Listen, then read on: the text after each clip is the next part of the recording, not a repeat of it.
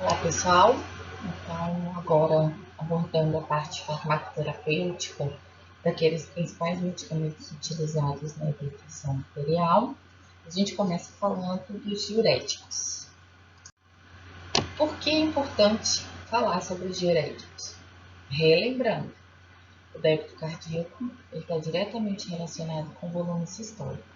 Então, quando eu tenho o aumento desse volume, automaticamente eu tenho o aumento da pressão arterial. Por quê? O aumento do volume sistólico gera um trabalho aumentado do coração, que é representado pelo débito cardíaco, automaticamente eu tenho um aumento da pressão arterial. Então, como é que a gente faz para reduzir esse volume sistólico?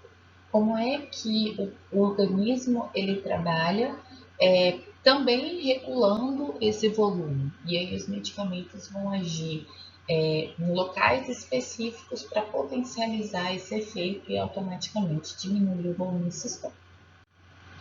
Então a gente tem aqui uma representação mostrando que o volume sanguíneo ele é representado não só pela ingestão de líquidos, mas principalmente pela perda de líquidos. E que a gente tem essa regulação a partir dos rins. Então, os diuréticos, que são medicamentos que atuam aumentando a diurese, eles agem de forma específica nos rins. Para quê? Para que eu consiga reduzir esse volume que pode estar aumentado em virtude de alguns eletrólitos. Como a gente já abordou, a hipertensão arterial ela tem um impacto muito significativo com a presença, com o aumento do sódio. O sódio tem a característica de aumentar o volume. Ele é um eletrólito que, como a gente diz popularmente, ele puxa a água. Então, quando a gente tem a presença excessiva desse eletrólito, que é extremamente importante para o funcionamento do organismo, a gente também não pode excluir sódio da nossa vida, nem orientar o paciente em relação a isso, mas a gente precisa evitar esse excesso. E esse excesso está hoje muito presente na alimentação da população, principalmente nos alimentos ultraprocessados e processados. Então, como agem esses medicamentos? Eles geram diurese, mas essa diurese ela tem um papel que é justamente na eliminação desse eletrólito que é o sódio. Então, o efeito principal dos diuréticos, pensando em hipertensão arterial, é a natriurese. E aí, como é que eles funcionam? Então, se a gente observar aqui na figura à esquerda, a gente tem ali, novamente representando o rim e demonstrando que o rim é responsável pelo volume sanguíneo, é ele que faz esse controle na parte em relação aos líquidos, em relação ao volume sanguíneo. E a nossa figura aqui à direita, a gente tem um néfron, que é a unidade formadora de urina, é a unidade responsável pelo retorno desses eletrólitos, dessas substâncias que são importantes no corpo e que, de acordo com alguns estímulos hormonais, alguns estímulos também por medicamentos, eles acabam alterando o seu fluxo e efluxo de eletrólitos e de líquidos. Então, mostrando aqui que a gente tem no túbulo contorcido proximal a ação dos diuréticos que agem inibindo a anidrase carbônica ou alguns agentes que são agentes osmóticos e que interferem de forma direta ali na reabsorção do sódio e também a gente tem alguns outros medicamentos que hoje estão sendo utilizados na abordagem do diabetes, que são os antagonistas dos receptores SGLT2. Então, inibindo esse transportador, inibindo esse retorno do sódio nessa região, a gente tem uma intensa depressão de volume e de eletrólitos. No ramo descendente, na verdade, a gente tem ali nessa região uma presença maior do retorno da água, então a interferência em relação aos diuréticos que agem com o objetivo de redução de sódio, esse não é um local específico, ele tem uma ação maior em relação à presença de diuréticos osmóticos, em especial o manitol, que é um diurético que acaba retendo líquido dentro do néfron para que realmente eu tenha uma depressão intensa de água. Então, no ramo descendente da alça de Henle, onde ocorre essa troca, né, esse retorno da água para o organismo, o impacto maior é em relação aos diuréticos osmóticos. Já no ramo ascendente da alça de Henle, a gente tem uma região com intenso retorno, intensa reabsorção de eletrólitos. Então, é nessa região que a gente tem o impacto de um diurético, que são os chamados diuréticos de alça, e que nessa região a gente tem uma depressão ao inibir a reabsorção de sódio, a gente tem uma depressão intensa dos eletrólitos, porque realmente é a região onde se tem a maior quantidade de reabsorção. Então, inibir o sódio nessa região impede a reabsorção de todos os outros eletrólitos e, consequentemente, a água. No túbulo contorcido distal é onde agem os diuréticos tiazídicos. Eles também vão ter o objetivo de bloquear o cotransportador sódio-cloreto e, consequentemente, eles também vão impedir a reabsorção do potássio. Então, diuréticos que agem nessa região, eles têm uma capacidade em torno de 10 a 15% de interferência na reabsorção do sódio e são extremamente efetivos no manejo da hipertensão arterial, no controle pressórico. Só reforçando que, em relação aos diuréticos de alça, eles têm um impacto na reabsorção do sódio em torno de 25%, que é um impacto extremamente significativo e por isso os diuréticos de alça, a gente vai ver com mais detalhes, eles não são utilizados de forma rotineira no manejo da hipertensão arterial. Eles são mais utilizados quando se tem realmente a presença de edemas. E por fim, a gente tem os diuréticos que agem no túbulo coletor, que são diuréticos que interferem não só na aldosterona de forma específica, mas também na ação da aldosterona, que é um hormônio liberado pela suprarrenal, estimulado pela angiotensina 2 e que tem por objetivo estimular a reabsorção de sódio. Então, se eu tenho um medicamento que interfere nesse hormônio, que interfere nos canais de sódio expresso por eles, eu tenho uma inibição da reabsorção de sódio. Diferentemente das outras porções, nesse local a gente vai observar que ao inibir o sódio, a gente tem uma consequência um pouco diferente, que é a manutenção do potássio dentro do organismo. Então, a troca nesse local ela é reversa. Se eu impeço o sódio de entrar, de ser reabsorvido, eu impeço que o potássio saia, que o potássio seja excretado. É o que a gente chama de poupar potássio, ok? Lembrando que nessa região o impacto em termos de redução pressórica é muito pequeno, a gente tem um impacto em torno de 5% na reabsorção do sódio. Então, pensando em redução pressórica, esses diuréticos acabam não sendo tão efetivos. Pensando em locais de ação, como a gente já comentou, então, fazendo um resumo rápido, os inibidores da anidrase carbônica, exemplo, a acetazolamida, agem no túbulo contorcido proximal, enquanto os diuréticos osmóticos, representados pelo número 2, agem tanto no túbulo contorcido proximal, como eu já tinha reforçado na alça de Henle no ramo descendente. Os diuréticos de alça, mostrando aí que eles agem de forma direta no ramo ascendente da alça de Henle.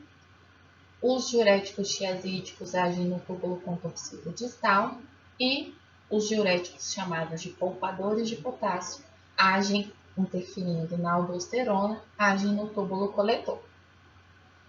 Reforçando, o manitol é um diurético osmótico. O que é isso? Ele é uma molécula que tem uma alta osmolaridade, então ele tem a capacidade de reter a água no local onde ele está. Automaticamente ele vai promover uma intensa diurese. Então, no caso do manejo da hipertensão, esse tipo de diurético, da mesma forma que os inibidores da anidrase carbônica, eles não são interessantes para redução pressórica. Eles são muito utilizados em condições onde eu preciso eliminar de forma intensa o edema do organismo do paciente, seja ele num trauma crânioencefálico, seja numa nasarca. Então, esses diuréticos, eles têm por objetivo realmente promover uma intensa diurese.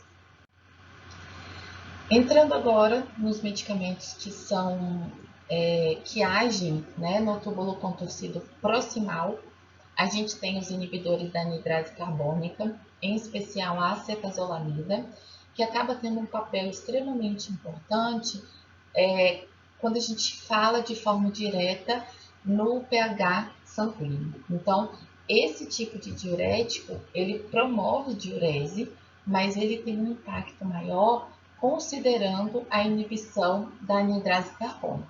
Automaticamente ele aumenta a excreção, né, de bicarbonato, gerando aí uma alcalinização, da urina e, consequentemente, uma acidose metabólica. Lembrar sempre que, quando eu faço a correção a partir da urina, eu consigo gerar uma interferência direta no sangue. Então, eu tenho ali uma alteração do pH, então se eu precisar fazer uma correção da alcalose metabólica, eu posso utilizar esse diurético como alternativa, ok? Falando agora de diuréticos que podem interferir, né, promover uma diurese com presença intensa de sódio, a gente começa com diuréticos que agem na alça de Henle, que são chamados diuréticos de alça. Eles são responsáveis pela inibição do simporte sódio-potássio-cloreto e, consequentemente, ao inibir esse simporte, esse transporte desses eletrólitos, eles impedem também a reabsorção de cálcio e magnésio. Então, o principal efeito da furosemida, que é um representante dessa classe farmacológica, é promover uma intensa depressão de eletrólitos associado ao aumento da diurese. Então, a furosemida, ela tem um efeito, né, em torno de 2 a 3 horas. É um medicamento que precisa ser utilizado pela manhã ou, se necessário, utilizar 2 vezes ao dia. A gente recomenda que seja de manhã e no final da tarde. Por quê? Porque ele realmente promove uma diurese intensa. Então, para que o paciente não acorde à noite com a intenção de urinar, a gente pede para que faça realmente a administração nesses horários mais cedo, para que ele esteja ainda acordado.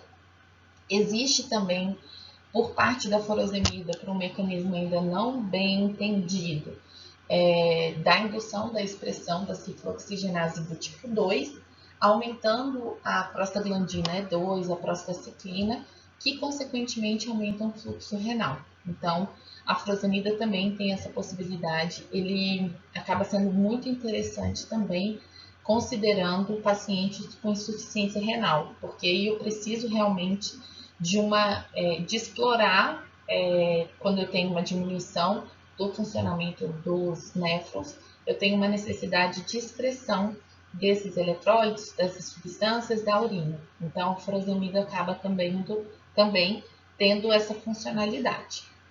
Quais são os riscos em relação à furosemida?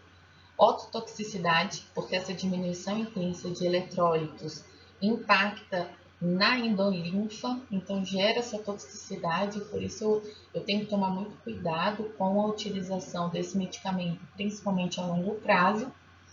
Hiperuricemia, que é causada pela competição da furosemida com os transportadores de ácidos orgânicos, que estão presentes ali no túbulo contorcido proximal e que promovem a excreção do ácido úrico. Então, como a furosemida também utiliza esse transportador, existe uma competição direta, automaticamente eu tenho a excreção da furosemida para dentro da luz do néfron, que é onde ele vai agir ali na alça ascendente, né, no ramo ascendente da alça de Henle, enquanto o ácido úrico acaba sendo retido na corrente sanguínea, gerando esse risco de hiperuricemia.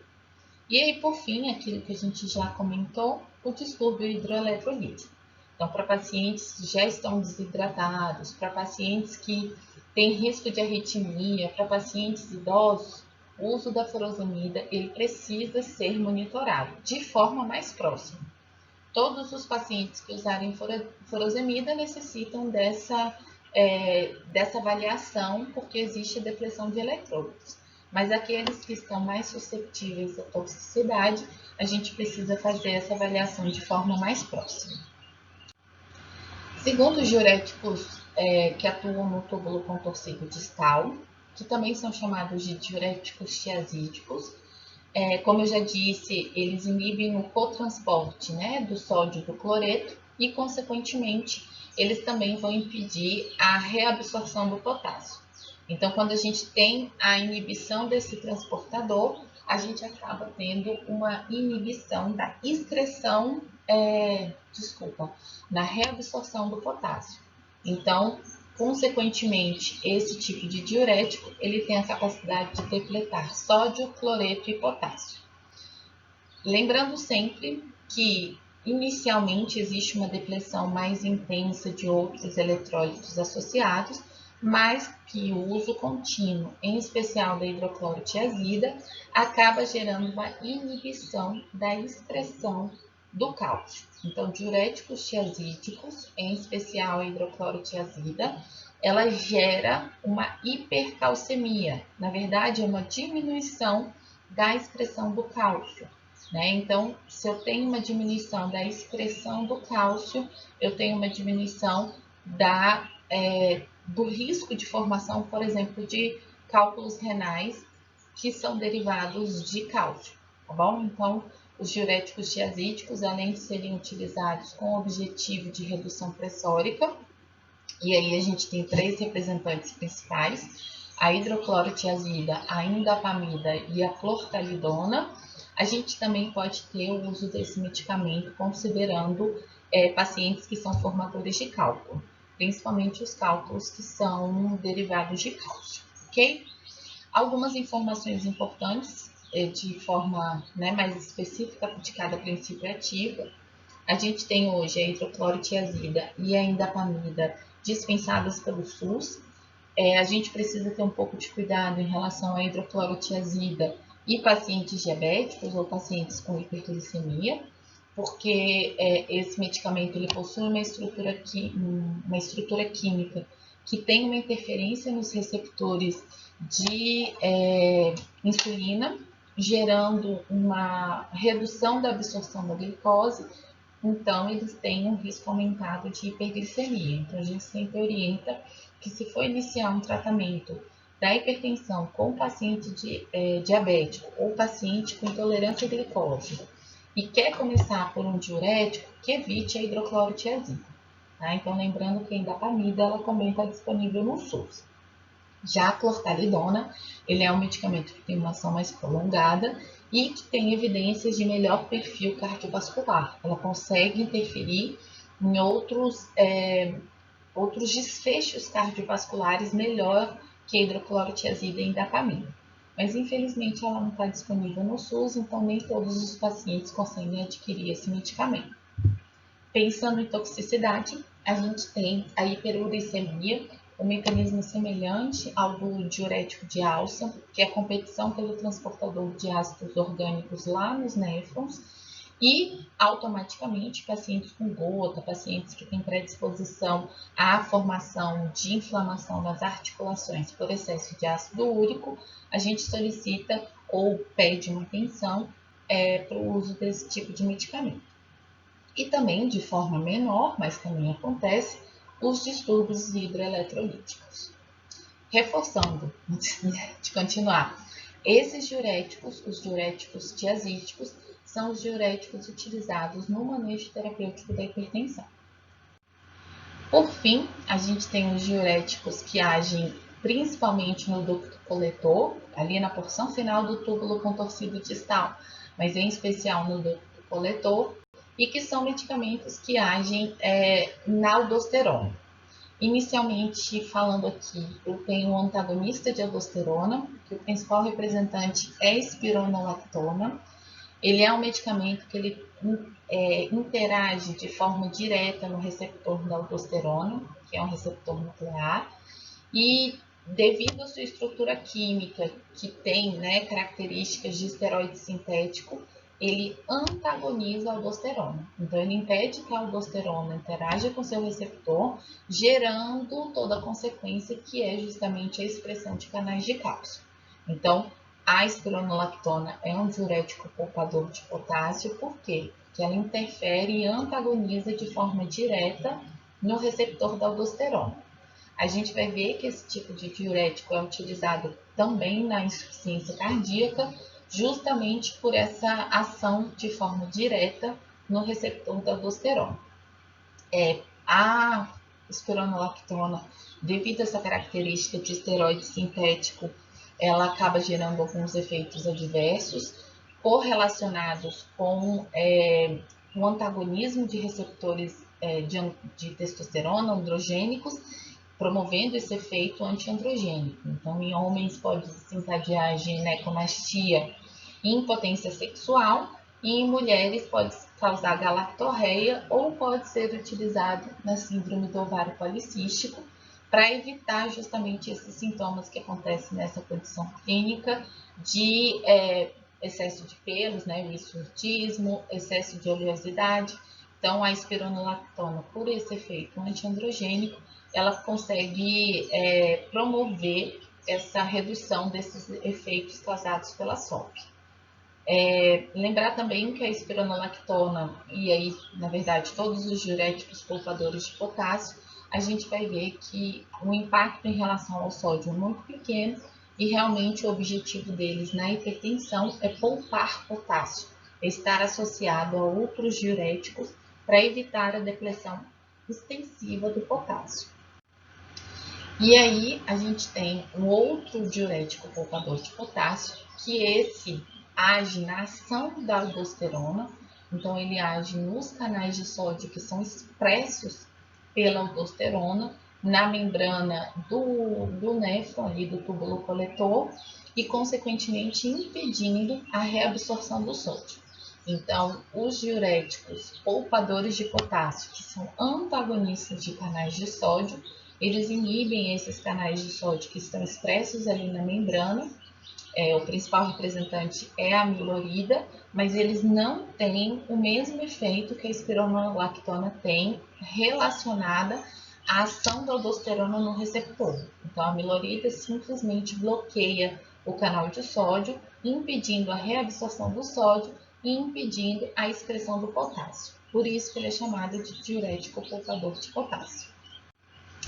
E para que a gente faça um resumo geral, lembrar que os diuréticos agem nas diversas porções do néfron, tem um impacto significativo em relação à reabsorção de água e de eletrólitos, sendo que os diuréticos de alça, tiazídico e poupadores de potássio são utilizados no manejo da hipertensão.